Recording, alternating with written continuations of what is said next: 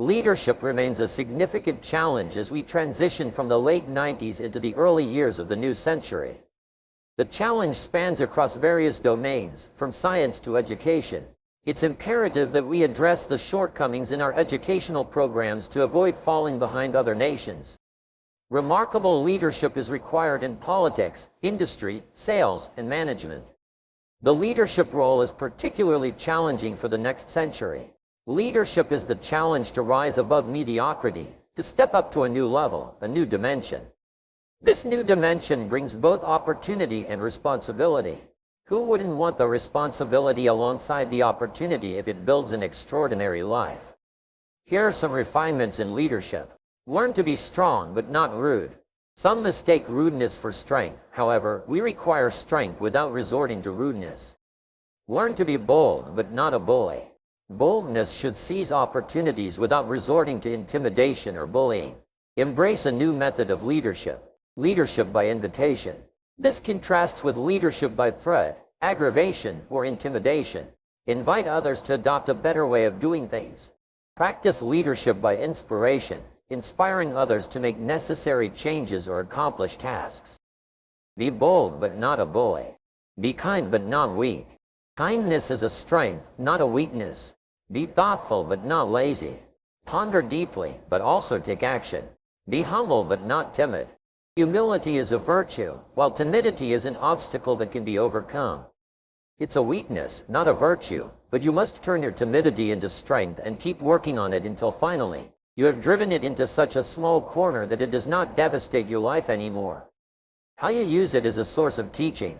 I used to be so shy and so timid, but I worked on it until I've driven it into such a small corner it doesn't dominate my life anymore. It's still there, but it doesn't dominate. That's what's important. But humility is a virtue that expands your ability to understand the vastness of it all and how small we are in relation to everything. Humility allows you to get on your knees and talk to a child without any fear. It helps you understand that while humans are unique, in the vastness of it all, we're all pretty small. Yes, we know, but what we don't know is so much greater than what we do know. Here's another point. Be proud without being arrogant. There's something to be said for team pride, community pride, company pride, and personal pride. But don't cross the line where pride turns into arrogance. While some level of confidence is necessary, arrogance is typically a misguided attempt to compensate for a lack of self-worth. Arrogance, especially stemming from ignorance, is particularly troublesome. Smart arrogance may be tolerated, but when someone displays both arrogance and lack of intelligence, it becomes challenging to accept. Therefore, it's essential for all leaders to learn the basic laws, using them for illustration in productivity. Here's the first of the fundamental laws. Whatever you sow, you reap. Now, here's another way to express it on the positive side. In order to reap, you must sow. Reaping is reserved for those who sow, who plant to deserve the harvest. You must plant the seed, take care of it in the summer, carefully harvest it, and then make wise use of the harvest. Here's the rest of the law of sowing and reaping. If you sow good, you reap good. If you sow bad, you reap bad. You can't sow bad and hope for good. You can't plant weeds and hope for flowers. It works both positively and negatively. Now, here's another aspect of the law of sowing and reaping. You don't reap exactly what you sow. That's important to understand. You reap much more than what you sow. If you only reap what you sow, what's the point? No, we don't reap exactly what we sow. We reap much more. Now, here's what's important to understand about that. It works both positively and negatively. The old prophet said, if you sow to the wind, you don't reap a wind. You reap a whirlwind. You have to be careful not to sow to the wind. It doesn't come back as a whirl. That's on the negative side, but it also works on the positive side. If you plant a cup of corn, how much do you get back? A cup? No, a bushel. For the cup you plant, you get back much more than what you plant. That's the reason for planning for the increase, positive and negative. Now, here's the next key to the law of sowing and reaping. Sometimes, it doesn't work at all. Everybody has to understand. The farmer plants the crop in the spring, takes care of it all summer, is an honorable man, loves his family, is a decent citizen. But the day before he sends the combines into the field, a hailstorm comes along and beats his crop into the ground, and it's gone, lost. So, this time it didn't work. Now what must the farmer do? He's got to decide whether to do it again or not. Should he take another chance in the next spring? We would advise him to do so, even though he lost everything in the last harvest and it didn't work. You don't always reap what you sow. But here's the law of averages. Here's the odds. More often than not, you reap what you sow. More often than not, you'll have a harvest if you plant in the spring. Sure, there's no guarantee, but more often than not, and guess what? More often than not is pretty good odds, better than Las Vegas. The law of sowing and reaping. In fact, one of the most important laws to learn is the law of averages. If you do something often enough, you'll get a ratio of results. Once you understand that, the world is yours. Learning to employ people in the unique thing called the law of averages is stunning in its result in terms of fortune. Let's say you're in sales and you talk to 10 people. Just getting started, if you talk to 10, you get 1. We now have what we call the beginning of a ratio. Saying no one says yes, I'll buy your product, I'll take your service. Somebody says, well, 1 out of 10 isn't that good. Well, you're just getting started, because here's what happens with the law of averages. Once it starts, it tends to continue. If you talk to 10 and get 1, that chance is excellent. All right, you talk to 10 more, you'll get another 1. In baseball, we call it batting average. Swing 10 times, get a hit. Swing 10 times, get a hit. Nobody bats 9 out of 10. So, you don't have to be perfect here. All you have to do is understand the law of averages. Now, even if you're only getting 1 out of 10, you can now start to compete. If you've been here a long time, you can get 9 out of 10. If you just joined, you can only get 1 out of 10. I'm telling you, if we have a contest, I will beat you. And you'll say, well, you just started. How could you beat me? It's very simple. If we have a 30-day run on a contest or a 60-day run, while you talk to 10 and get 9, I will talk to 100 and get 10. Win, isn't that clever? Here's what I do if I'm new. I make up in numbers what I lack in skill. Now, when my skills increase, I don't have to approach 100 to get 10. Once you understand the law of averages, I'm telling you, it's so exciting to work with it. The law of averages works in our little money plan here. You know, chances are excellent that this little plan will work. It'll work, it'll work, it'll work. The ratios will work for you. Here's what else is exciting. The law of averages can be improved. At first, you may only get 1 out of 10, but the better you get, the more skills you develop. Now, you get 2 out of 10, then 3 out of 10. You don't need more than about 2 or 3 out of 10 to get rich. And working with people, there's a unique story about the law of averages. It says the sower went out to sow. Sower number 1 had excellent seed or a great story to tell and a good product to sell. It says that the sower was ambitious, got up early in the morning, and went out to do the deal. So, good seed, ambitious sower, and he starts to sow the seed. But here's what happens. Make a note. The first part of the seed that he sowed, the birds got. And the birds are going to get some. John said, yes, I will come. Check out the meeting, see if that's an opportunity for me. He says, I will be there on Tuesday night. Tuesday night comes, John isn't there. You say, I wonder where he is. The birds, whatever form they come in, and he's not there. Somebody stole the seed, somebody robbed him of the opportunity. Guess what you can do about it? Nothing. Well, you could chase birds, but I'm telling you, it's not a good deal. You say, well, I'll get a hold of John. Talk him out of not coming. I'll go straighten them out. I'm telling you, you've asked for more than you can handle. Here's what you should do. Here's what the sower did. He kept sowing the seed. Here's what you can do. If you stay busy, sow more than the birds can get.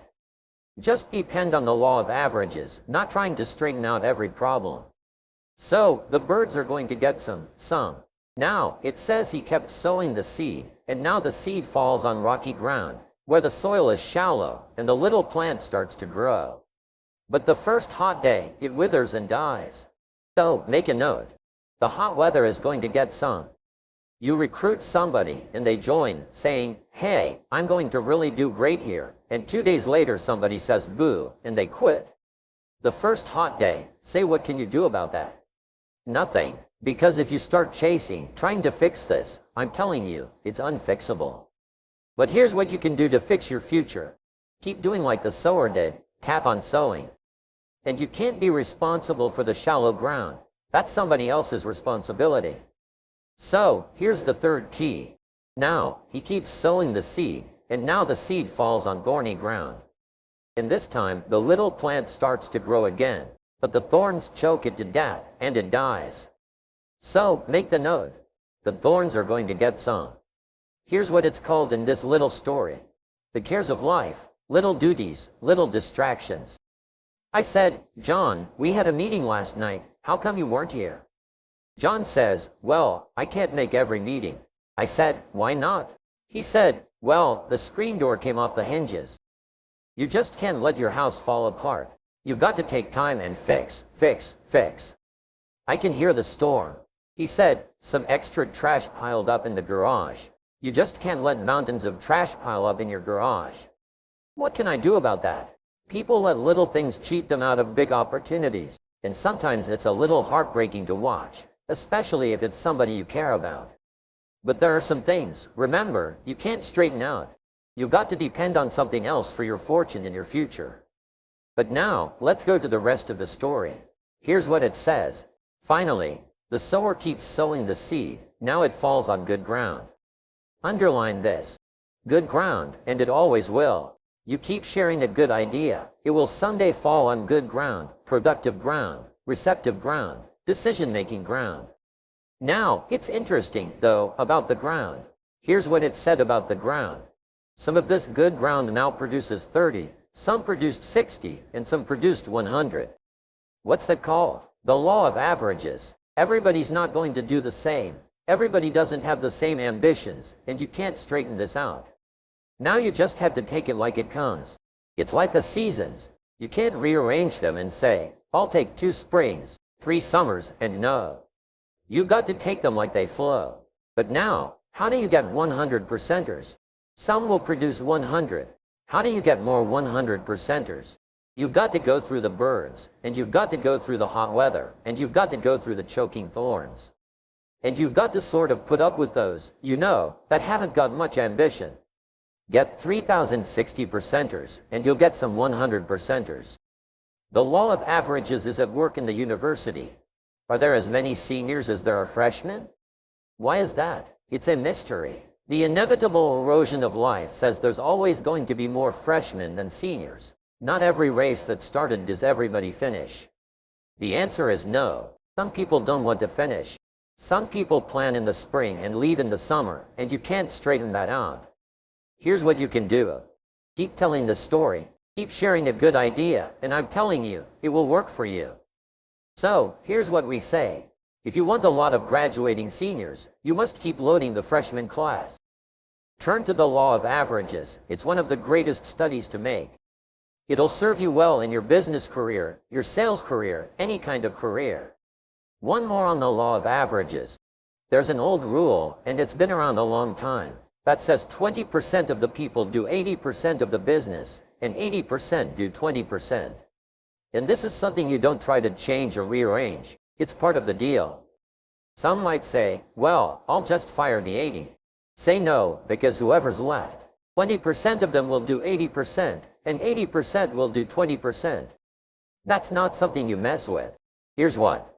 These laws are something you work with, something you understand, and you work with. 20 are going to do 80%, and it works everywhere. The pastor, the minister of the church, who puts up the money here to support the church, he says 20% of the people pick up 80% of the tab, and 80% pick up 20%. Americans paying taxes. What's the deal? 20% pay out of the taxes, and 80% pay 20% of the taxes to run the federal government. This is not something you mess with. This is something you work with until you understand it well. How do you work with the 80-20s? Here's what you've got to do. Part of it's time management. You can only give 20% of your time to the 80% because they're only producing 20%. Now, you can give 80% of your time to the 20%. Now, remember, the pull is in the opposite direction. Guess who wants 80% of your time? The wrong group. Not in a moral question, the wrong group in terms of productivity and effectiveness in your business, your future. So, what's the answer to that? Here's part of the answer. You can work individually with the 20%, but you can only work by group with the 80%. However, guess who usually wants your individual time? The 80%. And you cannot do that. That's the law of averages.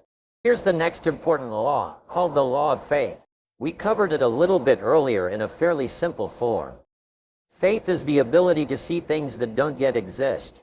Faith, though, can turn difficulty into positive reality. And I just want to give you this quick little lineup here because it's so important to ponder and then work it. Here's what faith is for. 1. Faith is the ability to see it as it is. Faith doesn't mind seeing it as it is because faith is a miracle worker. Faith does not ignore the negative. Faith uses the negative because if there was no negative, there'd be no need for faith.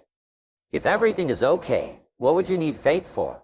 You need faith because it isn't okay. What isn't okay? Who knows the situation that isn't okay? It isn't okay. So here's what faith does. 1. Faith does not ignore the negative because faith now stands as the miracle worker if you let it work. So faith sees it as it is. If it's ugly, it's ugly. If it isn't working, it isn't working. If it's a mess, it's a mess.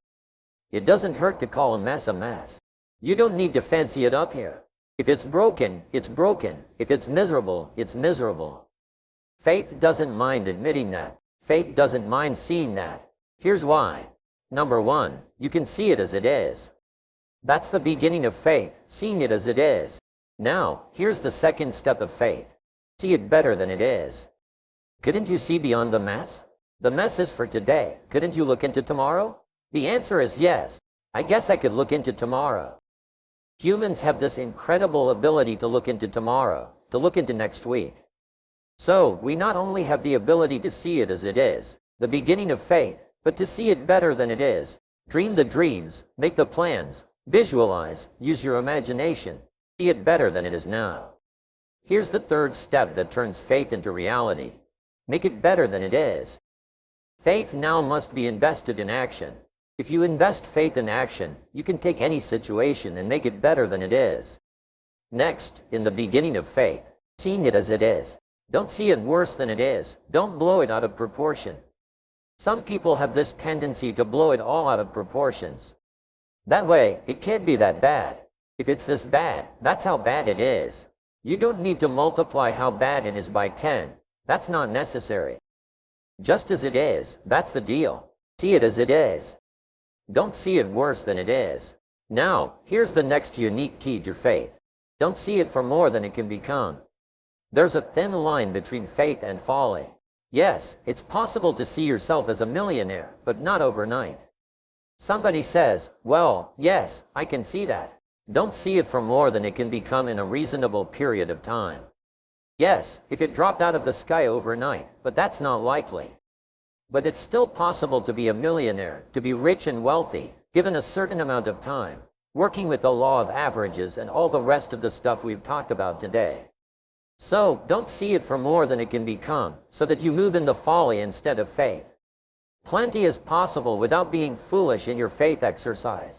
But now, here are 2 more cautions. 1, it might be worse than you first see it.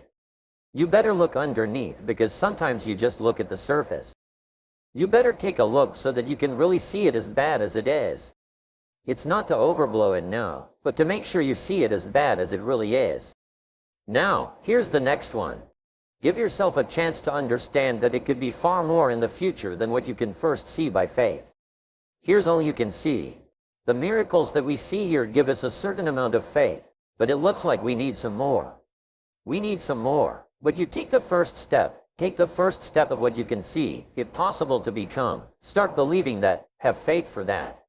And I'm telling you, as that starts to exercise, you'll be able to see it for more, and for more, and for more. The possibilities will start to increase in your own imagination.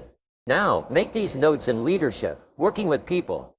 Learn to work with the people who deserve it, not the people who need it, because life operates by deserve.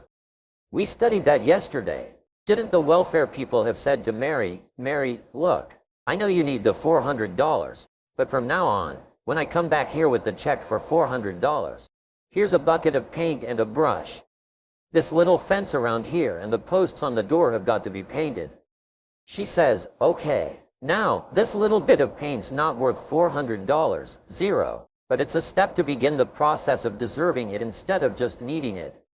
And you can start walking people away from need to deserve. Just let them take the early steps. Next time she comes and says, now, Mary, if this is done and the weeds are pulled and all this stuff is done and the painting is done, and she starts to walk out, she starts to feel better because she's beginning to deserve it, not just need it. Isn't that big-time philosophy, teaching people how to deserve it? Work with the people who deserve it. You say, Mary, if you take this step, I take 2 steps, and then if you take 2 more, I take 4 more. But if you don't take the first one, I don't. Step by step, right? You call, I call. You try, I try. You move, I move. Teaching people how to deserve it. It starts to accelerate self-esteem.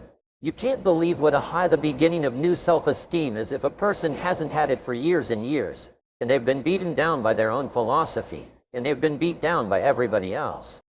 If you start them on the early steps, that starts this process of self-esteem. Self-esteem, the early self-esteem, is even more valuable than fortune because it comes at a necessary time. Leading people step by step into self-esteem, and self-esteem leads to action. Action leads to progress, and progress leads to fortune. What else do you want? So work with the people who deserve it. Now, here's the next key. Show people how to deserve your help. Next, don't expect the pear tree to bear apples. Let people do whatever they can do. You can hang apples on a pear tree, do all kinds of things, put up a sign. This is an apple tree, and then you get pears. So let people do whatever they can do, and let them change their mind. Let them grow and develop. Here's what I found. You cannot change people, but they can change themselves. The best you can do is inspire and hope, teach and hope, teach and pray, and hope, and teach and pray, and inspire and pray, and hope. That's the best you can do. You can't get in there and change, but you can do your best to deliver the message that can create change if someone will accept it, if someone will do something about it. Take the early baby steps to get started and be happy with the smallest progress and get some rewards and a pat on the back and a big smile. Say, Mary, it's going to work for you. You've taken these 2 steps. I'm telling you, you can take 2 steps. You can take 1 under 2. Next, all leaders must teach the fact that there is both good and evil. Here's the challenge for all of us. To become the most of the good in us and the least of the bad. The most of the good and the least of the bad, because that resides in all of us. That's the beginning we talked about the other day of civilization, becoming the most of the good and the least of the bad. But we must remember there is both good and evil. I did a speech one time called, The Day I Am a Wealthy Man. It didn't have much to do with money, but let me give you the list, and we're finished. I said, today I'm a wealthy man. 1, because of my heritage. All that I inherited that I didn't work for. I was blessed with it. 1 was my parents, 1 was my country. I was blessed by books I didn't write. I was blessed by a library I didn't build. I was blessed by courts I didn't organize. I was blessed by airplanes and telephones. I'm blessed by all that I didn't create. I inherited it. I inherited a country that believed in democracy and freedom. I mean, once you start this list of heritage, it's just staggering. Next, I said, I'm wealthy because of my knowledge. Those that have passed their knowledge on to me has made me rich beyond belief. Here's what I asked for one time a long time ago, unusual awareness. I want to be sensitive to what's happening, unusual awareness, not only the gift of knowledge, but what's happening, what's going on, so that I can use my knowledge to the best of my ability. I only asked of my daughters 2 things. That's all. My daughters, I only asked 2 things. Here are those 2 things. 1, the highest respect for all life. 2, unusual kindness. That's all I ask. The highest respect for all life and unusual kindness. Next, I'm a wealthy man because of my future. I have the pledge of goods and services of people you wouldn't believe doing business around the world, mega billions. You can imagine the extraordinary life I live. It's unbelievable. And the pledge of goods and services, the pledge of help and assistance, the pledge of camaraderie, the pledge of whatever. See, Mr. Owen, what else would you like to do? Well, just go do it. You know, you want to build your own country? Sure, we'll do that. I mean, whatever you want, we'll just go do it. Can you imagine what that feels like? So whatever you want to do, there's plenty of resources all around the world to just go do it. That is so staggering. It's just unbelievable for me. Next, I want to leave you with this little challenge. Number 1. Let others lead small lives, but not you. Let your life not be just acceptable, but memorable. Let others cry over small hurts, but not you. Let others waste their resources, but not you. And then here's 2 more, and I'm finished. Learn to help people with their lives, not just their jobs. We need to teach job skills, yes, but if you'll also teach life skills, weave it all into the teaching of job skills. Teach your children job skills, but then teach them life skills. And here's the last, my challenge for you. It comes from the old prophet. Here's what he said. If you work on your gifts, if you work on your abilities, if you work on your skills, if you work on your gifts, they will make room for you. They will make a place for you. If you become attractive, you'll have an attractive place. If you work on your skills, they will put you in unusual places. You don't have to worry about the place that is right now being prepared for you to qualify for the place. And if you work on your gifts, gifts of language, gifts of intelligence, gifts of faith, gifts of helping others, gifts of influence, if you'll work on those gifts, you'll always have a place. I got to. That'd be one of the great examples. Look where my gifts have brought me to this place. I worked hard on my gifts. I worked hard on my skills. I worked hard on my delivery. I worked hard on my ability to affect other people with language and words and experiences. And then my gifts brought me to unique places now around the world because my gifts. I worked on my gifts and made myself valuable enough to be invited to these places. The same thing is going to happen for you, without a doubt.